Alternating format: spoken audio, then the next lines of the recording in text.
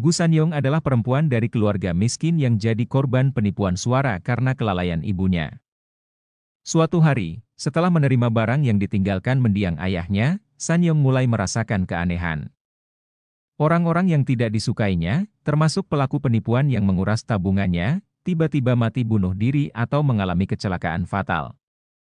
Yeom Hae-sang, seorang profesor legenda rakyat yang bisa melihat hantu, lantas mengatakan bahwa Sanyong dibuntuti oleh hantu rambut panjang. Hantu itu adalah roh jahat yang sangat berbahaya. Keduanya lantas berusaha menumpas roh jahat itu. Sementara itu, dua polisi juga tengah melakukan investigasi terkait para pelaku bunuh diri yang melibatkan Sanyong. Dan inilah dia, Revenant.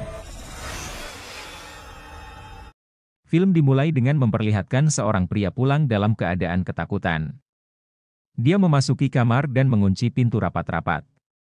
Pria itu bernama Gu Gangmo, seorang profesor folklore yang meneliti situs-situs kuno dan cerita rakyat. Gangmo mengeluarkan sebuah kotak dari dalam tasnya dan membuka sebuah catatan yang menuliskan tentang keberadaan roh jahat hantu wanita. Tiba-tiba terdengar suara orang mengetuk pintu kamarnya. Gangmo lalu membuka pintu. Namun tanpa diduga, dia melihat sosok di balik pintu itu menyerupai dirinya sendiri. Ibunya yang mendengar keributan di kamar Gangmo lalu segera datang memeriksa. Tapi alangkah kagetnya wanita tua tersebut ketika dia melihat Gangmo telah tewas karena gantung diri. Di kedua pergelangan tangannya terdapat bekas lebam berwarna merah kehitaman. Scene kemudian memperlihatkan seorang wanita bernama Sanyong. Dia menjadi korban penipuan suara yang saat ini sedang marak terjadi di Korea. Sanyong lalu menuju sebuah jembatan untuk menenangkan dirinya sejenak. Sementara itu tak jauh dari sana, seorang pria bernama Yeon Hae-sang sedang berbincang dengan temannya. Mereka di sana membahas tentang peristiwa bunuh diri yang belakangan sering terjadi di Korea. Lalu tanpa sengaja, Hae-sang melihat Sanyong berdiri di pinggir jembatan. Karena mengira jika wanita itu ingin bunuh diri, Hae-sang pun bergegas untuk menyelamatkannya. Tapi ternyata, Sanyong tidak berniat bunuh diri. Alhasil dia pun disoraki orang-orang karena telah menimbulkan keributan di jalanan.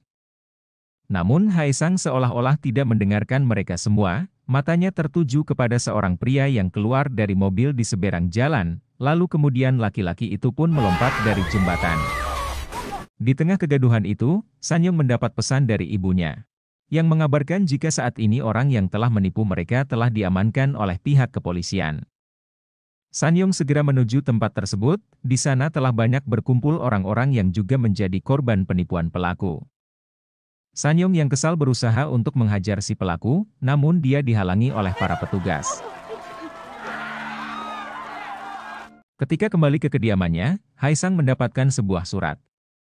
Surat itu berasal dari Gangmo, yang meminta bantuan Hae-sang melindungi putrinya bernama Sanyong. Saat dalam perjalanan pulang Sanyong melampiaskan kekesalannya kepada ibunya yang bernama Gyeongmun. Karena akibat kelalaian ibunya itu, mereka kehabisan semua uang tabungan mereka di bank. Tapi Sanyong segera meredakan emosinya ketika dia melihat penyakit ibunya itu kembali kambuh. Diketahui jika ibunya Sanyong ini menderita sindrom kecemasan akut, jadi dia tidak boleh khawatir ataupun takut berlebihan.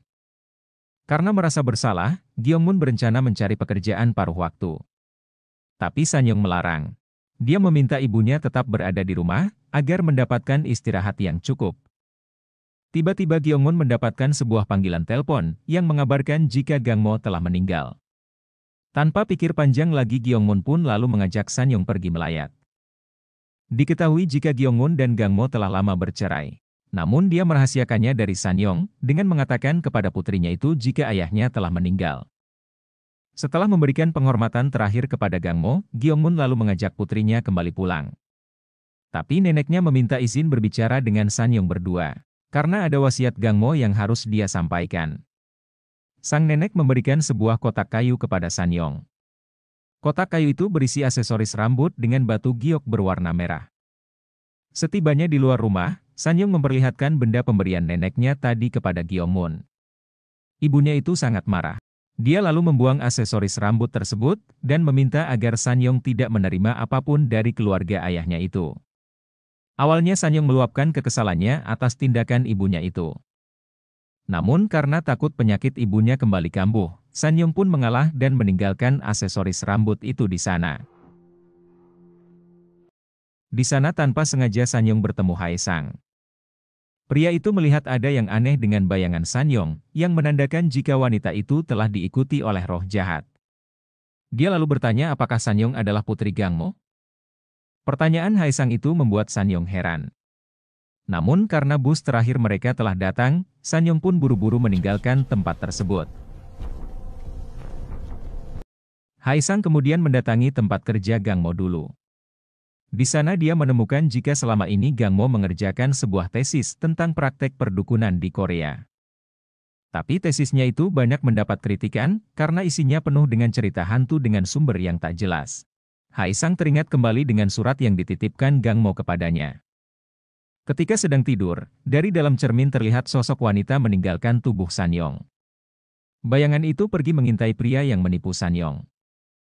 Yang karena uang yang dimilikinya, penipu itu pun berhasil bebas dari segala tuntutan. Pria itu menelpon temannya dan berjanji akan bertemu di sebuah tempat. Tapi tiba-tiba, seseorang menggedor pintu kamar pria tersebut. Dan anehnya lagi, suara orang di balik pintu itu sama persis dengan suara temannya barusan. Merasa ada yang tidak beres, si penipu lalu bergegas meninggalkan kediamannya. Tapi ketika membuka pintu, penipu itu terlihat ketakutan. Sosok tangan wanita lalu menarik pria tersebut. Ketika Sanyong berangkat kerja, dia mendapati sebuah pesan dari Haesang yang memintanya untuk segera menghubunginya. Sanyong yang belum mengenali Haesang, menganggap jika pesan itu adalah modus penipuan model baru. Dia pun lalu mengacuhkan pesan tersebut. Ketika Sanyong tiba di tempat sebuah proyek untuk mengantar makanan, tanpa sengaja dia kembali bertemu dengan Haesang. Di sini Haesang bertanya, kenapa dia tidak menghubunginya. Sanyong pun akhirnya paham, jika Haesang itu adalah orang yang pernah bertemu dengannya semalam. Tapi dia heran, dari mana Haesang mengetahui nomor teleponnya. Di sana Haesang melihat jika ukuran roh jahat yang mengikuti Sanyong semakin besar. Dia pun lalu berkata kepada Sanyong, jika saat ini ada makhluk jahat yang mengikuti gadis tersebut. Semua orang di sekitar Yan Seong akan berada dalam bahaya, dan orang-orang yang dia benci akan mati. Namun Sanyong menganggap apa yang dikatakan Haesang hanyalah omong kosong belaka.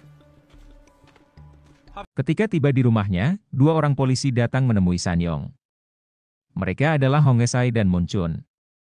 Polisi itu mengabarkan jika pria yang menipu Sanyong dan ibunya telah ditemukan tewas, dan polisi itu pun mencurigai Yan Seong terlibat. Mereka menanyakan keberadaan Sanyong saat pagi kejadian. Gyeongmun pun lalu berkata jika saat kejadian itu putrinya masih tidur, karena kelelahan akibat perjalanan jauh dari tempat neneknya. Kejadian itu mengingatkan Sanyong atas perkataan Haesang tadi siang. Sementara itu setelah mengecek rekaman CCTV, Hongesai menyimpulkan jika Sanyong dan ibunya berkata jujur. Terlebih lagi dalam rekaman, terlihat jika tidak ada orang yang mengikuti si penipu. Setelah mengambil uang dari ATM, pria itu lalu melemparkan semua uangnya itu dari atas jembatan, lalu kemudian mengakhiri hidupnya.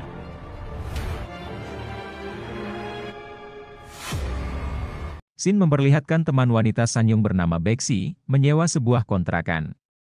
Tapi dia merasa jika kontrakannya itu agak menyeramkan. Beksi lalu menceritakannya kepada Sanyong, di mana dia sering mendengar suara gadis kecil menangis, dan suara langkah kaki setiap tengah malam. Oleh sebab itu, Beksi yang ketakutan lalu meminta Sanyong menemaninya tidur malam itu. Ketika tengah malam, 3 orang pemuda merekam mereka yang lagi tidur. Sanyong yang terbangun mengetahui aksi 3 bocah tersebut dan lalu berteriak, yang menyebabkan 3 bocah itu lari ketakutan. Setelah merasa aman, ketiga bocah memutuskan kembali ke rumah masing-masing. Tapi kemudian, pemuda yang bertopi biru tiba-tiba terlihat ketakutan ketika didatangi oleh seseorang. Sementara itu Sanyong dan Beksi melaporkan kejadian ke kantor polisi. Tapi karena mereka tidak bisa menyebutkan ciri-ciri pelaku secara detail, polisi pun tidak bisa membantu. Ketika dalam perjalanan pulang, Sanyong melihat pemuda terbaring di tengah jalan. Ketika mereka memeriksanya, ternyata pemuda itu telah mati. Sanyong ingat jika pemuda itu adalah salah satu pelaku yang merekam mereka tidur. Pihak kepolisian pun datang dan meminta keterangan dari Baekshi. Sedangkan Sanyong terlihat sangat syok, dia lagi-lagi teringat dengan perkataan Haesang.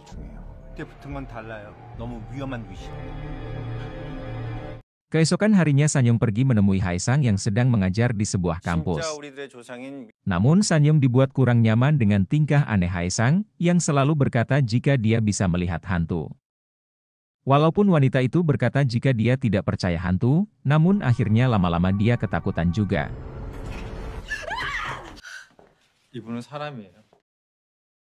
Sanyong lalu menceritakan jika apa yang dikatakan Haesang sebelumnya mulai terbukti, karena dua orang di sekitarnya telah tewas. Yang pertama adalah pria penipu, sedangkan satunya lagi bocah yang masih SMP. Namun anehnya, Haesang melihat ukuran roh jahat yang mengikuti Sanyong sama seperti sebelumnya. Yang itu berarti, kematian bocah SMP tidak ada kaitannya dengan Sanyong.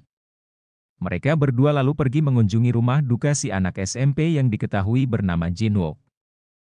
Di sana Sanyong juga bertemu dengan dua pelaku teman Jinwook, namun mereka segera kabur begitu melihat Sanyong. Diketahui jika dua pemuda itu bernama Sunyung dan Jung Haetae. Sanyong lalu bertanya di mana teman mereka satu lagi, karena saat itu Sanyong melihat jika mereka ada berempat. Dan salah satu dari mereka ada tulisan angka 4237 di telapak tangannya. Mendengar perkataan Sanyong, dua pemuda itu pun seketika sangat ketakutan. Karena orang yang dibicarakan Sanyong itu adalah teman mereka yang sudah meninggal.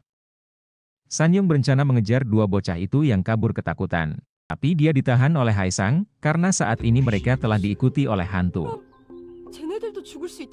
Perlahan Sanyong mulai mempercayai perkataan Haesang. Dia kemudian bertanya, apa yang harus aku lakukan jika itu benar-benar hantu? Haesang lalu menjawab jika Sanyong harus mengetahui nama mereka dulu, dan mencari tahu alasan arwah mereka masih gentayangan. Selain itu, Haesang meminta Sanyong berhati-hati di dekat pintu. Dunia di dalam dan di balik pintu berbeda, karena pintu adalah lorong yang menghubungkan dunia arwah. Jika seseorang mengetuk pintu, pastikan kau tahu siapa mereka sebelum kau membukanya. Haesang lalu menemui detektif Moon Chun, untuk melihat berkas kematian Jinwook. Diketahui Jinwook dan gengnya pernah dituduh melakukan pembulian di sekolah kepada seorang siswa bernama Hyunwoo, yang menyebabkan siswa tersebut terjun dari atap sekolah dan tewas. Haesang kemudian mengunjungi rumah Hyunwoo. Namun karena setelah dipanggil-panggil tidak ada yang menyahut, Haesang berpikir jika rumah itu dalam keadaan kosong. Dia pun lalu mencoba membuka pintu rumah tersebut, dengan memasukkan kode akses 4237, seperti yang ditulis di telapak tangan Hyunwoo. Sementara di rumahnya, Sunyung mendapat teror penelpon dari nomor Hyunwoo. Dia segera lari ketakutan keluar rumah, dan tanpa sengaja bertabrakan dengan Sanyong. Di sana Sunyung meminta Sanyong menyelamatkan nyawanya, dan mengakui jika memang dia yang merekam Sanyeon saat lagi tidur. Sunyung mengatakan jika Hyunwoo yang dilihat Sanyong telah meninggal, anak dengan tulisan angka 4237. Tentu saja Sanyong sangat kaget, dia lalu membawa Sunyung kembali ke kamar. Di sana Sanyong menjelaskan jika dia selalu diteror oleh nomor Hyunwoo yang sudah meninggal, tapi anehnya dia hanya mendengar suara gadis kecil menangis. Sanyong lalu teringat perkataan Haesang, jika mereka harus berhati-hati di dekat pintu. Dan tanpa diduga, tiba-tiba Sanyong melihat bayangan Hyunwoo di dalam cermin.